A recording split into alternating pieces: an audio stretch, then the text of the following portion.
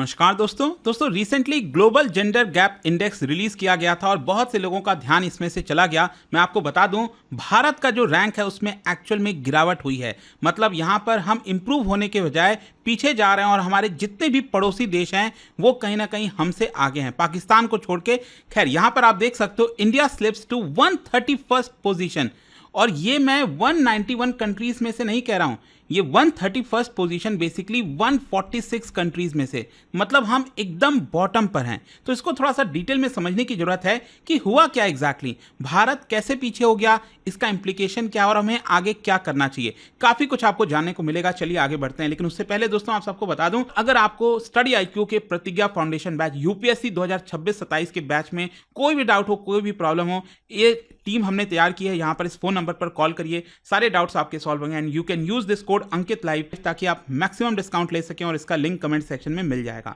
चलिए शुरुआत करते हैं। देखिए, आपके एग्जाम पर्सपेक्टिव से कुछ चीजें इंपॉर्टेंट है वो आपको जानना चाहिए, जो कि यह है कि ग्लोबल जेंडर गैप इंडेक्स ये रिलीज किया जाता है एनुअली, हर साल बाय वर्ल्ड इकोनॉमिक फोरम। और ये कब से रिलीज हो रहा है? 2006 से। और बेसिकली इसका मेन मकसद ये होता है कि जो जेंडर बेस्ड डिस्पैरिटीज हैं देशों के अंदर, उसको यहां पर नापा जाए। और बेसिकली इसके अंदर 4 मेन डायमेंशंस आपको देखने को मिलेंगे और सभी को इक्वल वेटेज है, 25, 25, 25 और 25%। तो यहां पर सबसे पहला है वो है इकोनॉमिक पार्टिसिपेशन एंड अपॉर्चुनिटी। मतलब किस देश के अंदर जो लेबर फोर्स पार्टिसिपेशन है वो कैसा है, क्या सिर्फ पुरुष काम कर रहे हैं, महिलाएं कितनी काम कर रही हैं, वेज इक्वालिटी कैसा है, क्या यहां पर पुरुषों को और महिलाओं को सेम इक्वल वेज मिलता है या फिर महिलाएं काफ़ी पीछे हैं, प्रोफेशनल और टेक्निकल रोल्स में से महिलाओं का इंपॉर्टेंट रोल कितना है। फिर इसके अलावा एजुकेशन अटेनमेंट, मतलब कि लिटरेसी रेट और एनरोलमेंट प्राइमरी में, सेकेंडरी में और टर्शरी एजुकेशन में कितना है, क्या अगेन यहाँ पर महिलाएं पीछे हैं, लड़कियां पीछे हैं। फिर इसके अलावा हेल्थ और सर्वाइवल को लेकर भी चर्चा होती है, मतलब जो सेक्स रेशियो एट बर्थ और लाइफ एक्सपेक्टेंसी है, इसमें कौन सा देश कितने स्थान पर खड़ा हुआ है। और लास्ट में आता है पॉलिटिकल एम्पावरमेंट, मतलब कि महिलाओं की भागीदारी कितनी है पॉलिटिक्स के अंदर, पार्लियामेंट में कितनी महिलाएं हैं, यहाँ पर मिनिस्टीरियल पोजीशन पर कितनी महिलाएं हैं। तो ये सारी चीज़ें यहाँ पर देखी जाती हैं। तो इन चारों चीज़ों के बेसिस पर आपको एक कुछ पॉइंट मिलता है और उसके हिसाब से यहाँ पर जो कंट्रीज हैं उनको बोला जाता है कि उनकी रैंकिंग क्या है। तो अगर मैं आपसे कहूँ कि अगर आपका पॉइंट 0 है, 0 की तरफ अगर आप हैं, तो कंप्लीट इनइक्वालिटी, आपके देश में इक्वालिटी है ही नहीं। लेकिन अगर आपका पॉइंट 1 आता है एग्जैक्टली, तो मतलब आपके यहाँ पर 100% इक्वालिटी है। तो जाहिर सी बात है किसी भी देश में आपको 1 तो देखने को नहीं मिलेगा, लेकिन यहाँ पर अगर आप भारत का परफॉर्मेंस देखोगे तो ये एक्चुअली डाउनवर्ड गया है। ग्लोबल रैंकिंग में आप देख सकते हो 146 कंट्रीज में भारत का जो रैंक था पिछले साल वो था एक्चुअली 129, और इस साल ये गिर कर हो गया है 131st, और हम पीछे चले गए हैं 146 कंट्रीज में। लेकिन अगर हम ओवरऑल स्कोर की बात करें तो यहां पर ओवरऑल स्कोर जो है वो थोड़ा सा इंप्रूव हुआ है।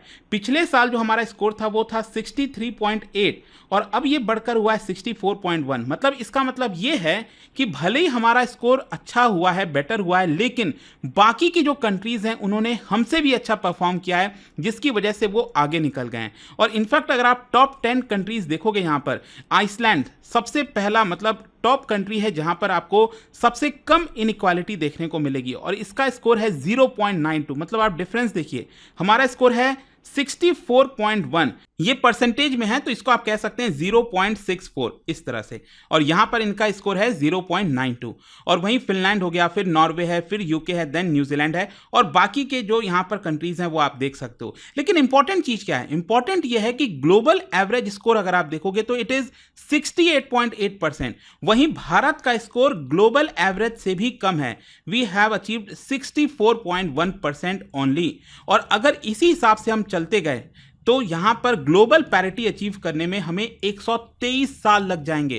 तो आप समझ रहे हो यहां पर कितनी चिंताएं हैं भारत के लिए कि ग्लोबल जेंडर गैप में हम बहुत पीछे हैं, इसको लेकर बहुत काम करना बाकी है। अब यहां पर क्वेश्चन ये है कि हम किस चीज में पीछे हैं। ये जो मैंने आपको 4 चीजें बताई यहां पर, ये जो इकोनॉमिक पार्टिसिपेशन, एजुकेशन हो गया, हेल्थ हो गया, पॉलिटिकल एम्पावरमेंट हो गया, इनमें से किसमें भारत बेटर परफॉर्म कर रहा है और किसमें पीछे है, वो बहुत इंपॉर्टेंट है जानना, क्योंकि इसके बिना तो एग्जैक्ट पता नहीं चल पाएगा। क्योंकि ऐसे अगर हम देखें ग्लोबल जेंडर गैप इंडेक्स में बोलेंगे तो हम बहुत नीचे हैं, लेकिन एग्जैक्टली क्यों नीचे हैं वो आपके लिए इंपॉर्टेंट है। सबसे पहले और इंपॉर्टेंट चीज है वो है इकोनॉमिक पार्टिसिपेशन एंड अपॉर्चुनिटी। यहां पर अगेन स्कोर बहुत नीचे है हमारा 40.6% ओनली, और ग्लोबली अगर आप देखोगे 146 कंट्रीज में यहां पर रैंक है 144, मतलब हम बॉटम 5 में आते हैं इकोनॉमिक पार्टिसिपेशन में। इसका मतलब ये हुआ, इंपॉर्टेंट इश्यूज ये है कि जो महिलाओं का लेबर फोर्स पार्टिसिपेशन है वो बहुत कम है, 45.9%। ये इतना ही बना हुआ है, महिलाएं ज्यादा काम नहीं कर रही हैं। मतलब देखो हमारे देश के अंदर क्या है कि हाउसवाइफ का रोल बहुत इंपॉर्टेंट होता है, तो उसको क्या है ना कि मॉनेटरी टर्म्स में नहीं नापा जाता, तो ये एक बड़ा कारण हो जाता है जिसकी वजह से वुमेन्स लेबर फोर्स पार्टिसिपेशन कम है। फिर इसके अलावा वेज पैरिटी, मतलब महिलाएं अगर आप देखोगे हमारे देश में जो पुरुष अर्न करते हैं उनकी जो इनकम है उसका 30% ही महिलाएं अर्न करती हैं। फिर इसके अलावा low female representation in senior and technical role, ये भी इंपॉर्टेंट हो जाता है कि जितना हायर रोल है वहां पर महिलाओं का पार्टिसिपेशन आपको कम देखने को मिलेगा। तो इसका कॉज क्या है? एक तो हमारे देश के अंदर इनफॉर्मल इकोनॉमी है, जेंडर नॉर्म्स आपको इश्यूज देखने को मिलेंगे, सेफ्टी इश्यूज देखने को मिलेंगे, अनपेड केयर वर्क, जो मैंने आपको बताया ना, जो हमारे देश के अंदर महिलाएं घर में काम करती हैं लेकिन वो दिखता नहीं है, इनफैक्ट पुरुषों से ज्यादा काम करती होंगी, लेकिन कहीं ना कहीं वो चीजें शायद मॉनेटरी टर्म्स में नहीं आती हैं, जिसकी वजह से ये इश्यूज देखने को मिलता है। खैर, एजुकेशन एंटेनमेंट की बात करें तो यहां पर भारत इनफैक्ट अच्छा परफॉर्म कर रहा है, हम टॉप 30 कंट्रीज में आते हैं। यहां पर हमारा स्कोर अगर आप देखोगे तो 97% है। इसका कारण यह है कि हमारे देश में लिटरेसी रेट काफी इंप्रूव हुआ है, और जो जेंडर गैप है प्राइमरी और टर्शरी एनरोलमेंट में ये एक्चुअली कम हुआ है। और चैलेंजेस क्या हैं? चैलेंजेस भी हैं यहाँ पर, जो ड्रॉप आउट रेट्स है सेकेंडरी स्कूल में वो ज़्यादा है, रूरल अर्बन डिस्पैरिटी अभी भी देखने को मिलेगी, लेकिन स्टिल कंपैरेटिव अगर आप देखो तो एजुकेशन में भारत अच्छा परफॉर्म कर रहा है। जहाँ तक हेल्थ और सर्वाइवल का है तो इसमें भी हम मॉडरेट परफॉर्म कर रहे हैं, स्कोर 95% है, और ग्लोबल रैंकिंग भी आपको टॉप 60-70 में देखने को मिलेगी। और जहां तक प्रोग्रेस का सवाल है तो यहां पर सेक्स रेशियो एट बर्थ ये इंप्रूव हो रहा है, लेकिन अभी भी थोड़ा सा स्क्यूड है, तो इसके ऊपर फोकस करने की जरूरत है। फीमेल लाइफ एक्सपेक्टेंसी धीरे धीरे राइज हो रही है, जो कि अच्छी बात है, लेकिन चैलेंजेस क्या हैं? चैलेंजेस है जेंडर बेस्ड सेक्स सिलेक्शन। अभी भी कई रूरल एरियाज में अगर आप देखोगे तो जो लड़के हैं उनको ज्यादा प्रेफर किया जाता है, तो ये एक बड़ी समस्या है। Maternal health in rural areas ये भी एक बड़ी समस्या है, तो इन सब की वजह से हम यहां पर भी थोड़ा सा इंप्रूव कर सकते हैं।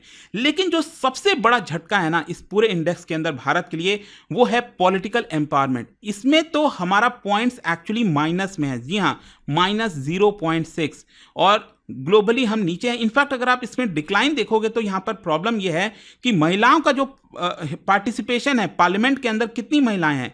पिछले वाले लोकसभा में 14.7% था, जो कि गिरकर और नीचे चला गया 13.8%, जो अभी लोकसभा का नतीजा आया ना पिछले साल, तो उसमें महिलाओं का पार्टिसिपेशन पार्लियामेंट के अंदर और कम हो गया है। फिर मिनिस्टर्स कितनी हैं महिलाएं, उसमें भी आपको गिरावट देखने को मिलेगा 6.5% से 5.6%। पॉजिटिव क्या है कि देखो भारत में अगर आप देखोगे तो हेड ऑफ द गवर्नमेंट जैसे इंदिरा गांधी जी वो रही हैं, और इसके अलावा प्रेसिडेंट भी मुर्मू जी रही हैं, आप सब जानते हैं। तो यहाँ पर पास्ट में हेड ऑफ द गवर्नमेंट के लेवल पर महिलाएं रही हैं, लेकिन स्टिल यहाँ पर ओवरऑल रिप्रेजेंटेशन पॉलिटिक्स के अंदर बहुत कम है।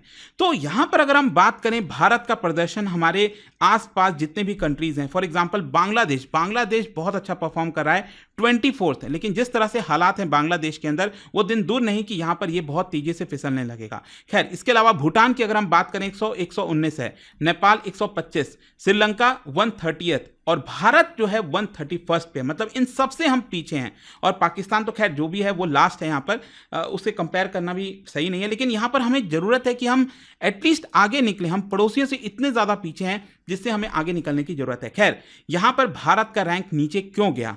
सिंपल सी चीज है, वुमेन्स इकोनॉमिक पार्टिसिपेशन भारत में आप देखोगे तो फीमेल लेबर का जो राइज है वो बहुत कम है, अनइक्वल पे हमारे देश में आपको देखने को मिलता है। फिर जो फॉर्मल सेक्टर रिप्रेजेंटेशन है वो अगेन कम है, तो जिसकी वजह से महिलाएं पार्टिसिपेट नहीं कर पाती। इसके साथ साथ पॉलिटिकल एम्पावरमेंट में काफ़ी ड्रॉप है, जैसा मैंने आपको बताया पार्लियामेंट के अंदर।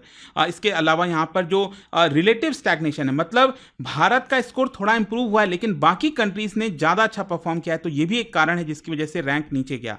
और इसके अलावा यहाँ पर पर जो प्रोग्रेसिव स्कीम्स हैं वो ग्राउंड लेवल पर इंप्लीमेंट नहीं हो पाती। भले ही सरकार बहुत सारी योजनाएं लाती हैं, बेटी बचाओ बेटी पढ़ाओ, लेकिन इस तरह की योजनाएं जो है ग्राउंड लेवल पर शायद उतना अच्छे से काम नहीं कर पाती। फॉर एग्जाम्पल हरियाणा की अगर हम बात करें तो वहां पर एक्चुअल में जो बर्थ मतलब सेक्स रेशियो अगर एट बर्थ की बात करें तो वो एक्चुअल में कम हुआ है, जो कि काफी चिंताजनक है। इसको लेकर काफी चर्चा भी हो रही थी पिछले साल। खैर, इसका इंप्लीकेशन क्या होगा भारत के ऊपर? अगर हम सोशल इंप्लीकेशन की बात करें तो जाहिर सी बात है, ये दिखाता है कि भारत में अभी भी जेंडर बायस है, पेट्रियार्कल नॉर्म्स हैं, और कहीं ना कहीं इसकी वजह से महिलाओं की डिग्निटी, ऑटोनॉमी, सेफ्टी को लेकर काफी बड़ा झटका लगता है। अभी भी अगर आप देखोगे तो बहुत सारी महिलाएं इनफैक्ट बड़े बड़े शहरों में भी बाहर निकलने से डरती हैं। तो ये अगेन इसकी वजह से ये सेफ्टी का बड़ा मामला है। इकोनॉमिक इंप्लीकेशन क्या है? भारत को हर साल यहां पर $770 बिलियन का लॉस होता है जेंडर गैप इश्यूज की वजह से। यहां पर जीडीपी ग्रोथ में कम, एक्चुअली जीडीपी ग्रोथ जो होना चाहिए वो नहीं हो पाता। इनोवेशन, प्रोडक्टिविटी, वो भी हमारे लिए बड़ा झटका लगता है। पॉलिटिक्स में जैसा मैंने आपको बताया अंडर रिप्रेजेंटेशन है, डिसीजन मेकिंग इंक्लूसिव नहीं हो पाती। जेंडर गैप की वजह से यहाँ पर जो गवर्नेंस में पब्लिक का ट्रस्ट है वो भी यहाँ पर कम होता है। तो क्वेश्चन ये है कि करना क्या चाहिए, क्या हो सकता है? सबसे पहला यहाँ पर वुमेन लेबर फोर्स पार्टिसिपेशन बढ़ाना चाहिए, skill development, maternity benefits, work from home उनको देना चाहिए ताकि वो ज़्यादा काम कर सकें कॉर्पोरेट के अंदर, फॉर्मल सेक्टर के अंदर। इसके अलावा यहां पर पॉलिटिक्स के अंदर, जैसे अभी आपको पता होगा पार्लियामेंट में रिजर्वेशन बिल पास तो हुआ है 33%, अभी तक इंप्लीमेंट नहीं हो पाया। फिर इसके अलावा पार्टी लेवल पर भी जेंडर जो कोटाज है उसको एनकरेज कर सकते हैं। इसके अलावा यहां पर जो सेफ्टी और लीगल फ्रेमवर्क है वो महिलाओं के लिए इंपॉर्टेंट हो, जो एंटी हैरेसमेंट लॉज है उसको मजबूत किया जाए, वुमेन्स पुलिस फोर्स और फास्ट ट्रैक कोर्ट्स इसको इंप्रूव किया जाए। यहां पर जो कल्चरल बैरियर्स है, जैसे कि फॉर एग्जांपल जेंडर सेंसिटिविटी, वो हमें स्कूल करिकुलम में इंक्लूड करना चाहिए। कई कैंपेन्स बेटी बचाओ बेटी पढ़ाओ, इसको और ज़्यादा सपोर्ट करना चाहिए। यहाँ पर जो जेंडर बेस्ड बजटिंग है वो हमें फोकस करना चाहिए कि महिलाओं के लिए कितना यहाँ पर बजट जा रहा है, और एक्चुअल में हमें देखना चाहिए कि जो जेंडर पॉलिसीज़ हैं उसका इम्पैक्ट क्या आ रहा है ग्राउंड लेवल पर। तो ये पूरा वीडियो था दोस्तों, यहाँ पर काफ़ी बड़ा न्यूज़ था ये भारत के लिए, तो मैं चाहता था आपको इसके बारे में बताऊं। और जाने से पहले एक इंटरेस्टिंग क्वेश्चन, क्या आप बता सकते हो इनमें से कौन सा dimension global gender gap index में नहीं आता है? ये आपको बताना है, और इसका जो राइट आंसर आप सब जानते हैं मेरे इंस्टाग्राम पर तो मिलेगा ही, वहां पर अगर आप नहीं हो कोई बात नहीं, टेलीग्राम से ले सकते हैं इसका सही उत्तर। मैं कई सारे जो एमसीक्यूज हैं वो यहाँ पर स्टोरीज में डालता रहता हूँ। और अगर आपको स्टडी IQ के प्रतिज्ञा फाउंडेशन बैच UPSC 2026-27 के बैच में कोई भी डाउट हो, कोई भी प्रॉब्लम हो, ये टीम हमने तैयार की है। यहाँ पर इस फोन नंबर पर कॉल करिए, सारे डाउट्स आपके सॉल्व होंगे, and you can use this code Ankit live to get maximum discount. दोस्तों, एक बड़ी खुशखबरी है, P2I फाउंडेशन 2026 प्रतिज्ञा बैच अब हो चुका है लाइव, और नया बैच 23 जून से स्टार्ट हो रहा है। यह सिर्फ एक कोर्स नहीं, यह है एक कंप्लीट रोड मैप जो आपको जीरो से IAS ऑफिसर बनने तक लेकर जाएगा। Step by step guidance, full mentorship के साथ। फीचर्स जो बनाते हैं प्रतिज्ञा बैच को सबसे खास, 1000+ आवर्स की लाइव क्लासेस इंडिया के टॉप एजुकेटर्स के साथ, हर स्टूडेंट के लिए 1-to-1 personal mentorship, hand written notes, smart और क्विक रिवीजन के लिए, PRP and MRP, residential programmes for prelims और मेंस। और दोस्तों, यह सब कुछ के साथ मिलता है क्लियर करो प्रीलिम्स, पूरा फीस रिफंड पाओ, मंथली टॉपर्स को 11,000 रुपीज तक कैश रिवॉर्ड। और हाँ, सुबह से कई स्टूडेंट के मैसेज आए, लेकिन 10 जून के बैच अब क्लोज हो गया है, तो सुन लीजिए 23 जून से वही बैच दोबारा स्टार्ट हो रहा है, सिर्फ आपकी डिमांड पर। इसको लेने के लिए आप क्लिक कर सकते हैं कमेंट सेक्शन में लिंक को, और यूज करना है आपको code Ankit live, ANKITLIVE checkout के समय, ताकि आप मैक्सिमम डिस्काउंट पर इस बैच को ले सकें। सीट्स लिमिटेड हैं और बहुत तेजी से भर रही हैं, तो देर मत कीजिए, आज ही शुरू कीजिए अपनी IAS की जर्नी विथ प्रतिज्ञा।